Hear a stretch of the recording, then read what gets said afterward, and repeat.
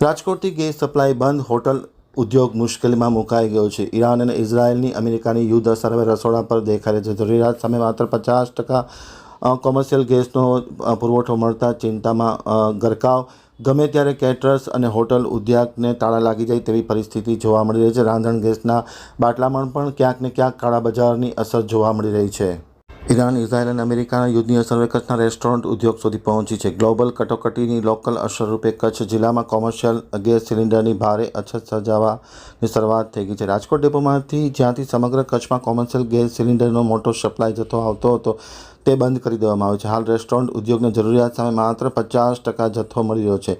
હાલની સ્થિતિ મુજબ આ સંચાલકોએ તેમની રોજિંદી જરૂરિયાત સામે ભારત સરકારને ખાસ રજૂઆત કરી છે અને સમયસર જથ્થો ફાળવે તેવી રજૂઆત કરવામાં આવી છે. પરંતુ સિક્કાની બીજી બાજુ પરિસ્થિતિ ખૂબ વિકટ હોવાનું પણ કહેવામાં આવી રહ્યું છે. જરૂરિયાતની સામે માત્ર 50% પુરવઠો મળી રહ્યો છે. એક તરફ જિલ્લા વહીવટીતંત્ર ઘરેલું ગેસનો જથ્થો પૂરતો હોવાનો દાવો કરી રહ્યો છે. બીજી તરફ કેટરિંગના વ્યવસાયમાં ઘરેલું ગેસના સિલિન્ડરનો ગેરકાયદેસર વપરાશ અને કાળા બજાર ચરમસીમાએ પહોંચ્યા છે. કેટરર્સના સંચાલકો ગેસ એજન્સીઓ અને લોકલ ડીલરો સાથે સાંઠગાંઠ કરી બોટલના 1200 રૂપિયામાં બ્લેકમાં મેળવતા હોવાના પણ સમાચારો વહેતા થયા છે. તેના ભાવમાં હવે તોતિંગ વધારો ઝીકી દેવામાં આવ્યો છે. મોટા ફંક્શન કે પ્રસંગોમાં કોમર્શિયલ ગેસનો ઉપયોગ ફરજિયાત છે. તેમ છતાં નફાખોરી માટે વર્ષોથી ઘરેલું ગેસના બોટલનો જથ્થો ખડકવામાં આવે છે. જો પુરવઠા વિભાગ અને વહીવટીતંત્ર દ્વારા આ બાબતે ચેકિંગ કરવામાં આવે તો મોટા કૌભાંડનો પર્દાફાશ થઈ શકે તેમ છે. જિલ્લા પુરવઠા અધિકારી હર્ષ આશ્મીએ પત્રકારો સાથેની વાતચીતમાં જણાવ્યું હતું કે કોમર્શિયલ ગેસના જથ્થામાં ઘટાડો કરાયો છે, પરંતુ સામાન્ય જનતાને ગભરાવાની જરૂર નથી. ઘરેલું વપરાશ માટેનો ગેસનો જથ્થો પૂરતો છે, તેમાં કોઈ કાપ મૂકવામાં આવ્યો નથી. પરંતુ કોમર્શિયલ ગેસની અછતને ઘરેલું ગેસ સાથે ન સાંકળે અને ગભરાટ ન કરે તેવી અપીલ કરી છે. પરંતુ પરિસ્થિતિ કંઈક જુદી હોવાની અસર વર્તાઈ રહી છે અને આજે રાંધણ ગેસના બાટલા નોંધાવવા માટે ગેસ એજન્સીના શોરૂમ પર લાઈનો જોવા મળી રહી છે. બાટલા સમયસર મળતા નથી તે વાત પણ સ્વીકારવી ઘટે. મારું નામ દ્વિજેશ Acharya, the grand flavour restaurant Bhuj મધ્યે ચલાવી રહ્યો છું. અત્યારની આ વૈશ્વિક વોરની પરિસ્થિતિ જોઈને જે ગેસનું શોર્ટેજ આવી રહ્યું છે ત્યારે બધી રેસ્ટોરન્ટને બહુ જ મુશ્કેલીનો સામનો કરવો પડી રહ્યો છે. હું એક વસ્તુ કહેવા માંગીશ કે અમારું રેસ્ટોરન્ટ એસોસિએશન, જેમાં 150+ રેસ્ટોરન્ટ જોડાણા છે, જ્યારે પણ આવી સ્થિતિ આવી છે, જેમ કે કોરોનાની સ્થિતિ હોય કે જ્યારે ભારત પાકિસ્તાનની વોરની સ્થિતિ હતી કે બીજી કોઈ પણ સ્થિતિ હતી, ત્યારે લોકડાઉનની સ્થિતિ હતી, ત્યારે માત્ર ને માત્ર રેસ્ટોરન્ટને સફર કરવું પડતું હતું કે રેસ્ટોરન્ટ એનો બિઝનેસ નહોતો કરી શકતો.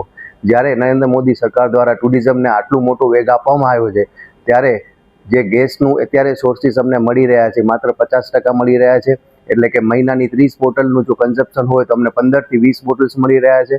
તો એનું કાં તો અમને અલ્ટરનેટિવ વિચારવું પડશે અથવા તો અમને જો સરકાર તરફથી એના ઉપર ખાસ ધ્યાન દોરી અને જો અમારો બિઝનેસ અટકે નહીં એવી સ્થિતિ કરવામાં આવે તો અમને ખૂબ જ ફાયદો થશે.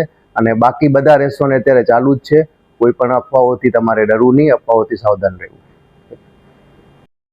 મારું નામ યશ ઠક્કર છે અને ભુજ મધ્યે આતિથ્ય મલ્ટીક્યુઝિન રેસ્ટોરન્ટ ચલાવું છું અને ભુજ રેસ્ટોરન્ટ એસોસિએશનમાં પણ સ્થાન ધરાવું છું. કહેવાનું મારું એટલું જ થાય છે કે જે પરિસ્થિતિઓ યુદ્ધની આવી રહી છે અને ગેસના બોટલોની અછત જે સર્જા રહી છે, વાત બિલકુલ સાચી છે, પણ અફવાઓને ધ્યાનમાં રાખવું નહીં. અત્યાર સુધી અમને કોઈ પણ બોટલોની અછત એટલી સર્જાણી નથી.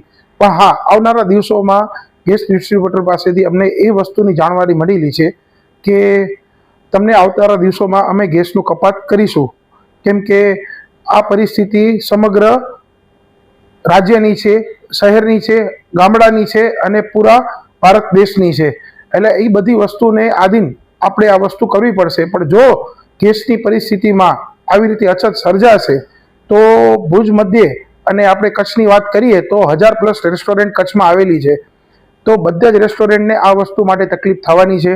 અને રેસ્ટોરન્ટ મધ્યે જે રોજગાર પામનાર જે માણસો છે, પછી આપણે ડિલિવરી સેવાઓમાં ઝોમેટો, સ્વિગી અને અન્ય તેવી સંસ્થાઓ કામ કરેલી છે અને એ લોકોના કર્મચારી, અમારા રેસ્ટોરન્ટ કર્મચારી, એ બધાઓને મુશ્કેલીઓનો સામનો કરવો પડશે. બસ કહેવાનું એટલું જ છે કે સાવચેતી રાખી અને અફવાઓ પર ધ્યાન ન દઈએ અને સરકારને પૂરેપૂરો સહયોગ આપીએ. મારું નામ તપન રાઠી છે. હું રેસ્ટોરન્ટ એસોસિએશનનો પ્રમુખ છું અને ભુજમાં મારું ઓનેસ્ટ રેસ્ટોરન્ટ છે. હાલ જે યુદ્ધની પરિસ્થિતિ ચાલી રહી છે તેના માટે આપણે જોઈએ છીએ કે ગેસના બાટલા, એલપીજીના જે છે એના ઉપર વધુ અફવાઓ આવી છે. એટલી બધી અફવાઓ નથી જેટલી આપણને લાગે છે સોશિયલ મીડિયામાં, બટ હા થોડી ઘણી અસર છે કે ડેપો બંધ થઈ ગયા છે રાજકોટથી અહીંયા માલ આવવા માટેના. તો અમને જે પૂરો માલ જોઈએ છે એની જગ્યાએ અમને અત્યારે હાફ માલ મળી રહ્યો છે. પણ જો આગળ જતાં જ આવી પરિસ્થિતિ રહેશે તો કદાચ રેસ્ટોરન્ટ લાઇનને આપણે થોડી ઘણી ઇફેક્ટ થઈ શકે છે, બંધ થઈ શકે છે, કાં અમને હાફ લિમિટથી અમારા રેસ્ટોરન્ટ ચલાવી શકીએ છીએ એવું થઈ શકે છે. જો આ પરિસ્થિતિ વધુ આગળ જશે અને તો આના કારણે નાના માણસો જે છે અમારા સાથે જોડાયેલા અમારો સ્ટાફ છે, ઝોમેટોનો અને સ્વિગીના જે રાઇડર્સ છે એના માટે થોડુંક તકલીફ વાળું રહેશે.